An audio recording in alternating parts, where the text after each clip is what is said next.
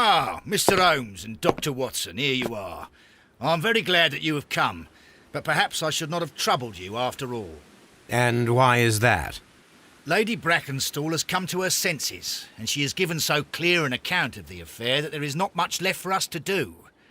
You remember that Lewisham gang of burglars? What, the three Randalls?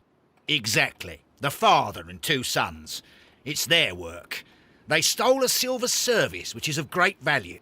Sir Eustace Brackenstall is dead, then? Yes. His head was knocked in with his own poker.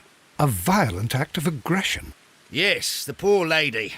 She has had a most dreadful experience. She was assaulted and tied to a chair. But I think that you would best see her and hear her account of the facts. She's in the morning room with her maid, Teresa Wright. Where is the body of the deceased? In the dining room. We haven't touched anything. All right, I'm going to examine it. Very good, Watson. Hey guys, Skate here, and welcome back to Sherlock Holmes Crimes and Punishments.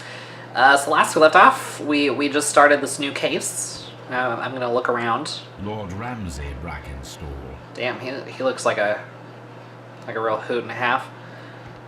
Okay. Alright. Coolness. What you gotta say, Lestrade? Lady Brackenstall awaits you in the morning room. Okay. Just interesting as ever. Sir Warthen Brackenstall. He's got a hell of a beard. I'll give him that. Jesus. Ladies, allow me to introduce myself. My name is Sherlock Holmes. I'm assisting Inspector Lestrade in this investigation. Damn, lady, who gave you the Mr. Holmes, shiner? I am the wife of Sir Eustace Brackenstall. We were married only a year ago. I am sorry for your loss. Please accept my deepest condolences. I suppose that it is no use my attempting to conceal that our marriage has not been a happy one. I fear that all would tell you that, even if I were to attempt to deny it. Yeah, no shit. The big-ass fucking bruise on your face tells me that. Good God. Bro gave her the 2-piece and a biscuit combo. Good Lord. Okay, fresh bruises. Yeah, no shit. I'm kind of glad your husband's dead. Not gonna lie. No offense. But he seems like an abusive piece of shit, so. Pale cheeks. Okay. So she has light complexion. I don't really know what that has to do with anything. Gold brooch. Kangaroo and emu. Australian origin. Okay, okay. Good day, mate. Any of my Australian viewers just left and unsubscribed. Elegant dress. Gotcha. She's got money. Well, her husband's got money. Women weren't allowed to have money back then. Old bruises. Okay, so this is nothing new. And wedding ring. Gotcha. Can you describe to me the events of yesterday evening? Is it really necessary? I have already told Inspector Lestrade all that happened. Yes, madam, it is. I will tell you then. Sir Eustace retired about 10:30. I sat in this room until after 11, absorbed in a book. Before I went upstairs, I entered the dining room to fetch a candle and... oh God. Please, go on. As I approached the French window, I found myself face to face with an elderly, broad-shouldered man who had just stepped into the room. Close behind the first man, I saw 2 others. One of them struck me a savage blow with his fist and felled me unconscious to the ground. And then? When I came to myself, I found that they had secured me tightly to a dining room chair. It was at that instant my unfortunate husband entered the room. He fought with the intruders? Yes, I think he had heard them, for he was holding his stick. But they were 3, and he eventually succumbed. One of them, the elder one, struck him a terrible blow with the poker. I fainted once more. When I opened my eyes, they had withdrawn. Then my brave Teresa came to my assistance. Okay, so intruder probably gave her that bruise. But she does still have older bruises, so her husband's still abusive. And it's a good thing he's dead. Did these 3 villains steal anything? Yes, I found that they had taken the silver from the sideboard, but you can see for yourself in the dining room. You mentioned that your marriage was not a happy one. Was there anything specific that was troubling you? He was not a nice man when he was drunk, and he suffered from dark moods, but nothing else. The bruises on your hands are at least 1 week old. Your husband caused those bruises? Oh, do you? Yes, he did. He was very angry at the time. Out of control. Again. Sir Eustace was a drunkard. To be tied to such a man for life is worse than death.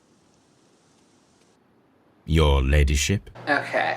I'm calling it now that she hired these guys to come in and beat her up and kill her husband. And I don't blame her one bit. Girl boss, gatekeep, gaslight, as it should be. Okay, let's read this newspaper. Family business booming. The Randall gang is back on the street. Less than a fortnight ago, this infamous family of burglars, the Randalls as they are known, made their reappearance by way of a brutal but successful intrusion into one of the wealthier homes in Sydenham. The police are already on their trail, however the details of the crime are being kept confidential, including that of the name of the victim. A witness was able to provide a precise description of all three men, and this will surely give the police a chance to complete their profile on this family of delinquents. We would take the liberty of reminding our esteemed readers about this highly dangerous band and to provide the full description as it is available at this moment. The gang has been in business for some considerable time, being a family of three, a father and his two sons. The elder, Jack Randall, is a man in his 40s and already gray-haired while of average height and build. I can't read. Being the mastermind behind the burglaries, he retains control over his sons, both of whom are close in age but very different in appearance. The first son, William Randall, is tall and broad-shouldered with a small, disproportionate head. The younger brother, Melvin Randall, is of a somewhat weaker constitution and is as skinny as a rake. The gang is wanted not only for their frequent thefts and break-ins, but for the exceptionally brutal pirate career they enjoyed before returning to England.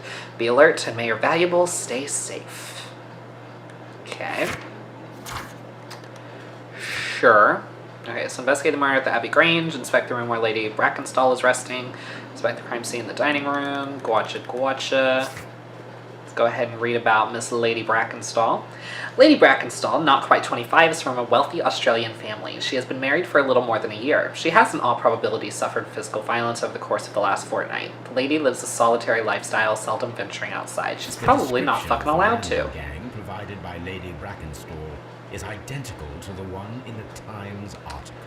It is, almost like she read it, and then, use that as her description. Okay, Randall's blamed. The robbery was faked, and the whole story invented in order to blame Sir Eustace's death on the Randalls. I could see that, but I could also see them doing it. Testimonies and evidence match and point to the Randall gang. I'm kind of leaning towards they're blamed. Because it is very convenient.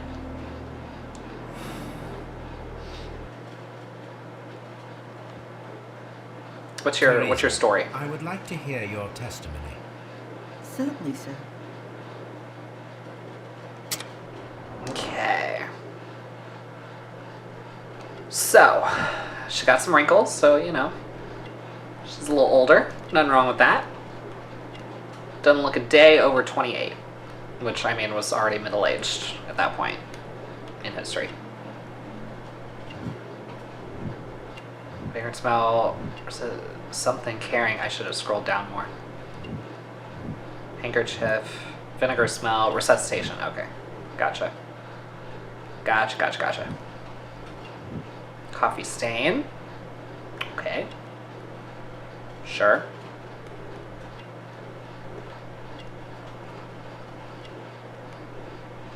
Okay, I must have missed something.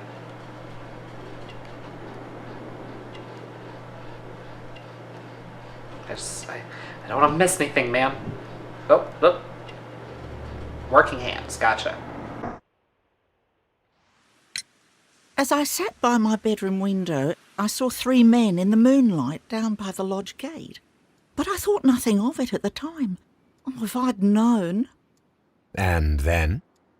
I went to bed, and it was more than an hour after that I heard my mistress scream. And down I ran, to find her tied to the chair and him on the floor with his head smashed. That's all I know. Okay. Yeah, let me go ahead and read about her. Teresa is very attached to her mistress and has known her for a considerable time. She's the only resident serving at the Abbey Grange, cooking for, serving, and nursing Lady Brackenstall. She would not hesitate to protect her in the event of any trouble. Gotcha. Concentrate your attention on minute details. Yeah, I know how it works. I'm well aware. What am I supposed to be looking at, though? I don't see anything. I mean, it popped up over here, so I'm like...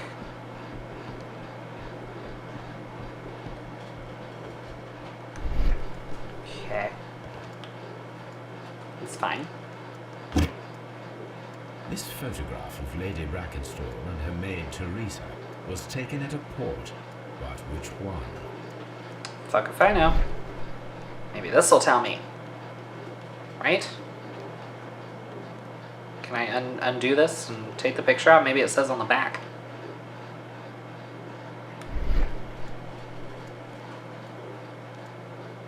I mean, it's implying that there's more to look at, since it hasn't told me to put it down yet. There we go.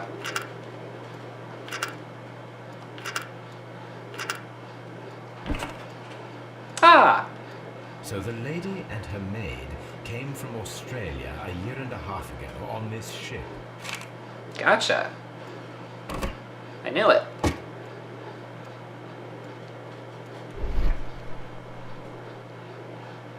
It's telling me to concentrate, but I don't know on what.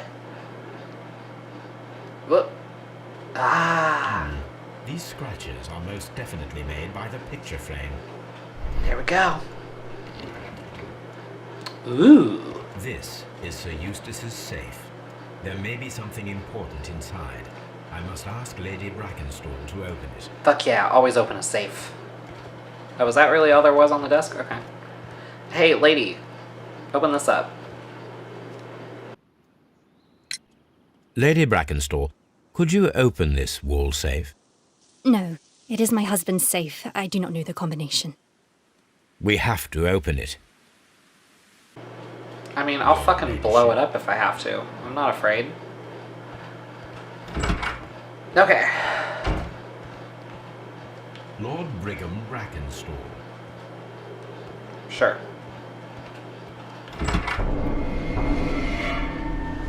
You should examine the body of Sir Eustace Brackenstall. Thank you, Watson. It didn't occur to me to try that. The hunting scene. Obviously, I'm gonna fucking investigate the body. You don't have to tell me. I'll go ahead and investigate inside first before I go outside. What? Ah, mantelpiece. What about it? Bell piece, cut bell rope. Oh. It appears that the bell rope was cut by someone taller than me. Interesting. Okay. A fur trader's cabin. Sure. Sounds great. I want to investigate the rest of the room before I check the body. A decanter standing next to the open bottle. An inseparable pair indeed. For sure. Chateau Calon Ségur. French wine. Grand Cru. Classy shit. Okay. Ooh. This glass has some wine traces, but no visible beeswing.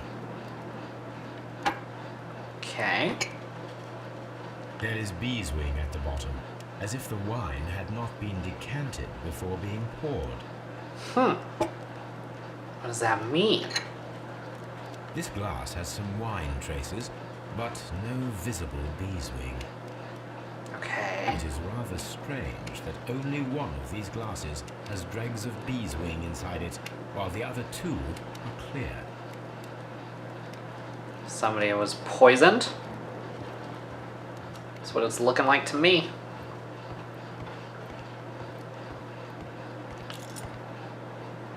Okay. This candlestick is valuable. It is interesting that it was not also stolen. Yeah, robbery doesn't seem to be the actual goal here. An empty silverware box. It appears that the intruders have stolen the contents. See, I would have stolen the candlestick before I stole the silverware. These wine bottles are expensive, and mostly from France. Okay.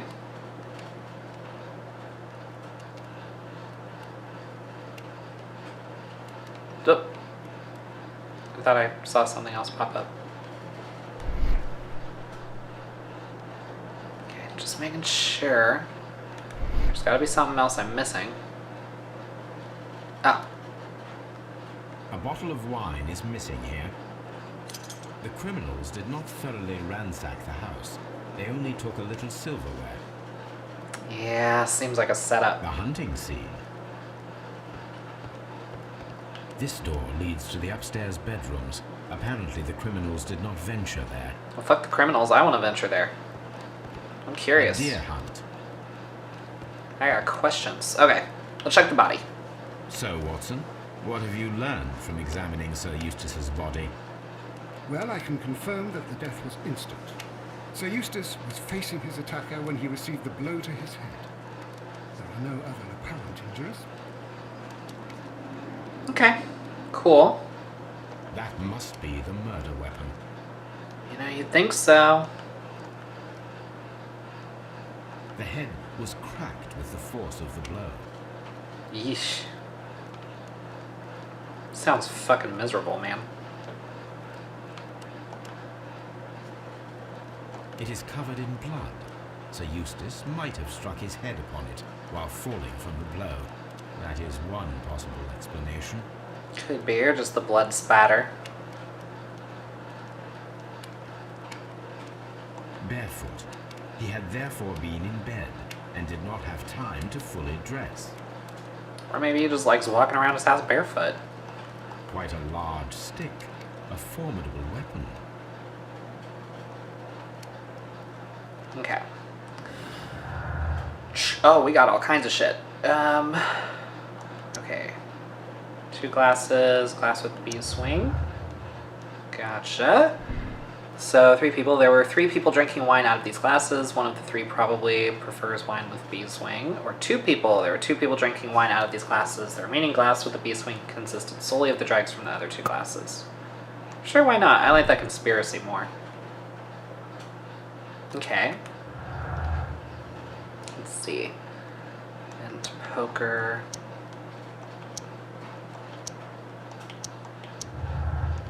Dead body.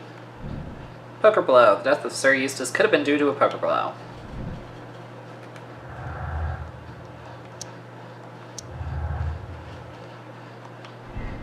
Or, the death of Sir Eustace could have been due to his accidentally striking his head on a fireplace grate. I'm leaning towards the poker. That's what we're going with for now.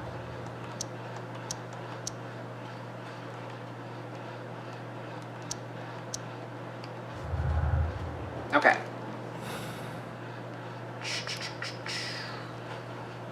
What now? Okay, so I probably need to talk to Lady What's-Her-Face again.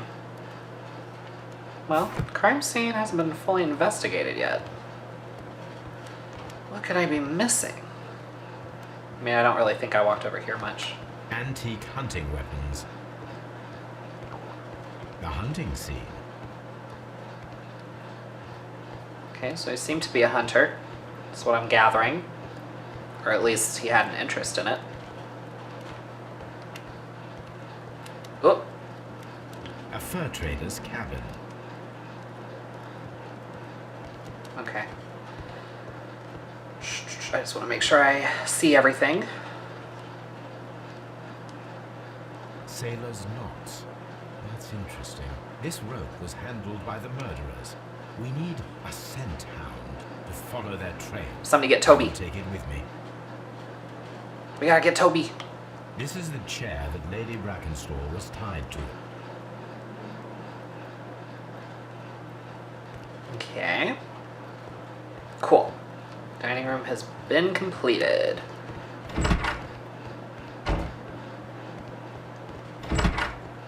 Hey, answer my questions. There are 3 glasses on the dining room table. I was wondering if... Oh, I forgot. When I came to myself the first time, each of them had a glass in his hand. They might have been a father and his 2 sons. They talked together in whispers, and then they left. Your ladyship. Okay. You got any answers? Please leave my Mary alone. She suffered so much, she deserves some rest. Girl, do you want me to find out who did this or not? Okay, so this room has not been fully investigated.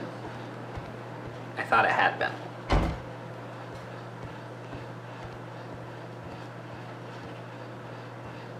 I mean, I guess...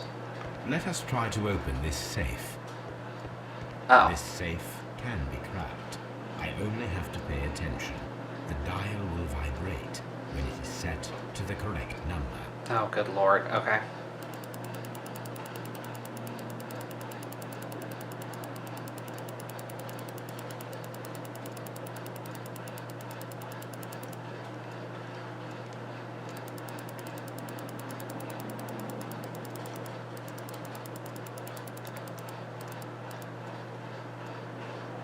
Okay.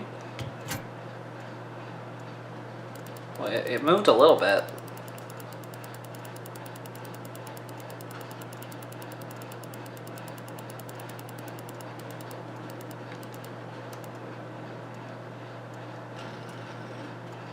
Okay, there we go.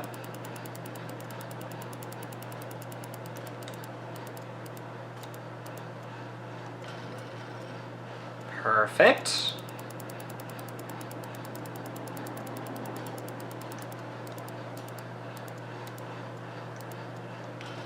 Sweet. Easy peasy. Love it. Ooh. Sir Eustace, your current physical and mental state is of great concern. There are several signs of a hepatic decompensation. The last time we met, your eyes were bloodshot and your skin was tinged with yellow. There is a particular odor from your breath that is common in those suffering from liver damage.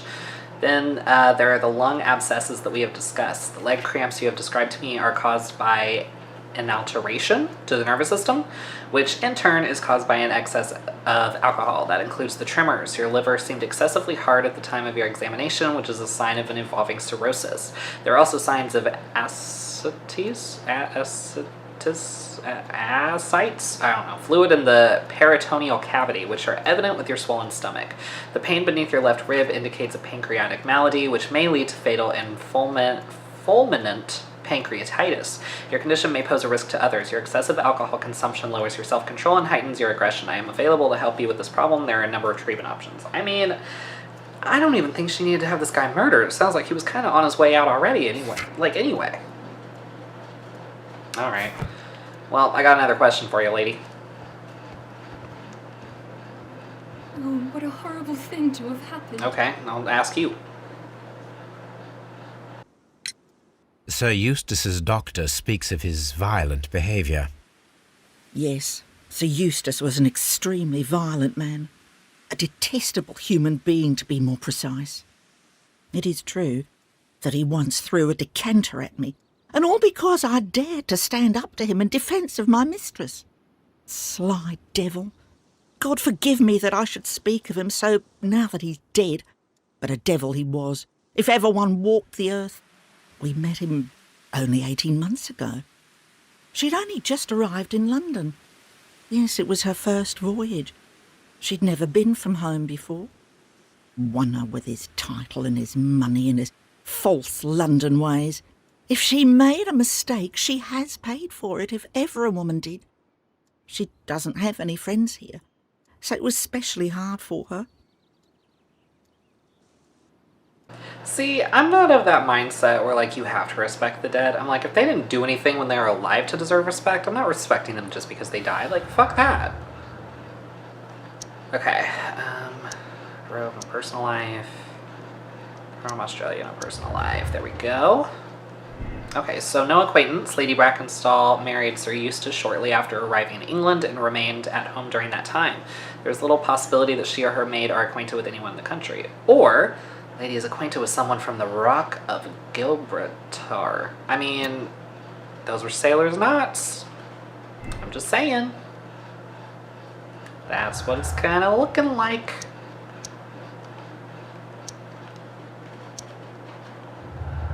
Alright.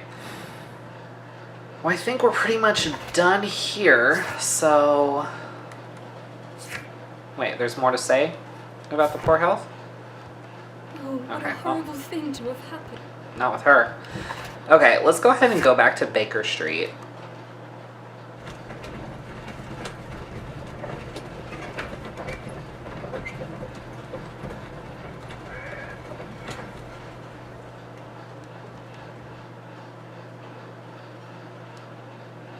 Alright, and on that note, we're going to go ahead and end this episode here. Hope you guys enjoyed. If you did, please give it a thumbs up, subscribe, share this with your friends, hit the bell so you don't miss an upload, and I'll see you guys next time.